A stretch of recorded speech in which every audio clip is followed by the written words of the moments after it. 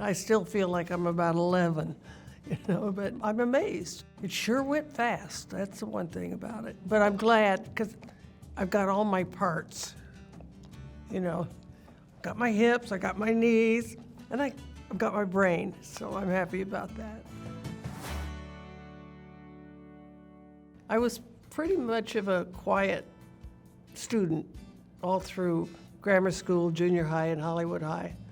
And I would kid around with my friends, the neighborhood kids and stuff like that, but I never really thought about it until I got to UCLA, and I was in an acting class.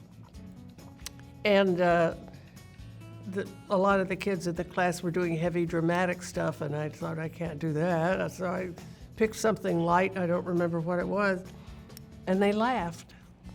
And that's when the bug bit. I thought, I really like this feeling of making people laugh. And that was the first time. I was 18 years old. I was a late bloomer because I know so many performers who started when they were 3 and 4 and 5 years old, not me. So I had to wait till I got to college. I wanted to go to New York and be on the Broadway stage in musicals like Ethel Merman and Mary Martin. Those were the women that I looked up to. And I got the chance to have my dream come true. I was cast in an off-Broadway show called Once Upon a Mattress, which later moved to Broadway. And I was doing 8 shows a week. I signed on for a whole year. And then at the same time, there was a great variety show hosted by a wonderful gentleman, Gary Moore, called The Gary Moore Show. And I was a guest on the show, and after I performed there for Gary, they asked me if I would be a regular performer on his variety show every week. So for a year, I doubled. I did Once Upon a Mattress and The Gary Moore Show. And it was interesting because I finally realized, and I never thought that this would happen, that I really enjoyed doing the television show as much, if not more so, than doing the Broadway show, for the simple reason that with the television show, variety show, I could do different characters each week. I could do different songs, different musical numbers each week, as opposed to being the same character 8 times a week on the Broadway stage for a year. So in essence, Gary's show was like doing a musical comedy Broadway review every week. Welcome to our show. Before we get started with the evening's festivities, I'd like to tell you about it. So when I got my own show, they tried to talk me out of it to do a sitcom, and I said, no, I want to do comedy variety, even though they thought, because of Dean Martin and Jackie Gleason and Sid Caesar, and they were all in musical and comedy television. And I guess no woman had done a weekly comedy variety show. So it was just their way of thinking, but we proved them wrong.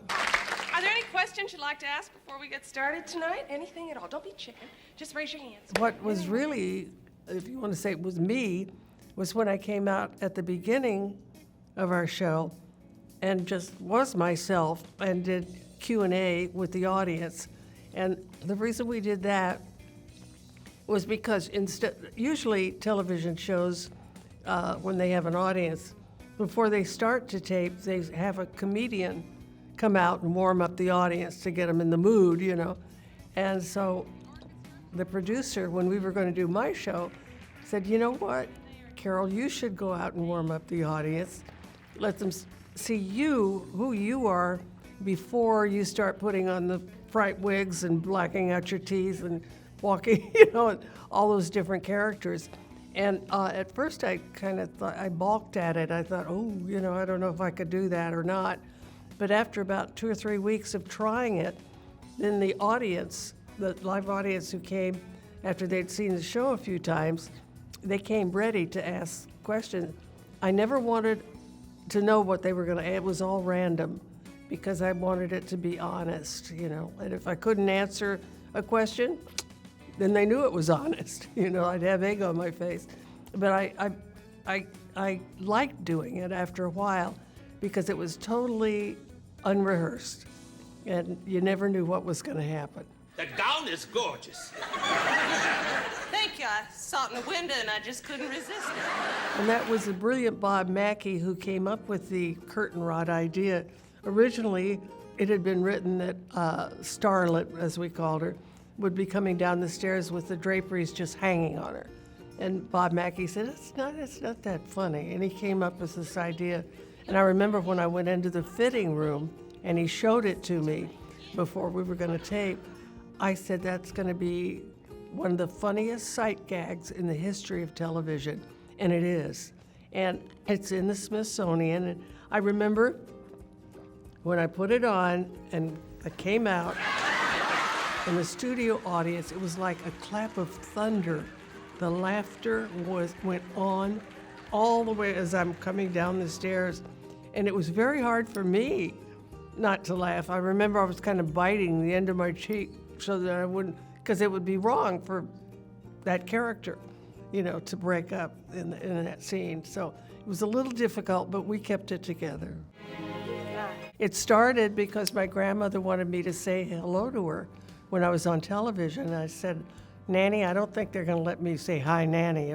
So we cooked this up to pull my ear, which meant, hi, Nanny, I love you, and I'm fine. It just became a thing. And after a while, people started asking, because at first they thought it was an accident or that I was just itchy in my lobe, And then, but every week I would do it. And so people noticed and they asked, and then I explained it. Seems we just get started, and before you know it, comes a time we have to say so long. Good night. Thank you. I decided to hang it up after 11 years because we'd done just about everything that I could think of. It was nice that the network wanted us back for a 12th year, but I wanted to leave before they asked us to leave. Before they started flicking the lights on and off. It's nice to leave while you're ahead. I'm so thrilled that now there's so many women. I mean, I can reel them off to Kristen Wiig and Allison Janney and Laura Dern, Tina Fey, Amy Poehler, Jane Lynch, Maya Rudolph.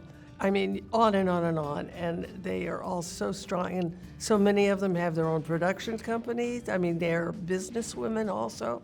Because back in the covered wagon days when I got started, it was Lucy.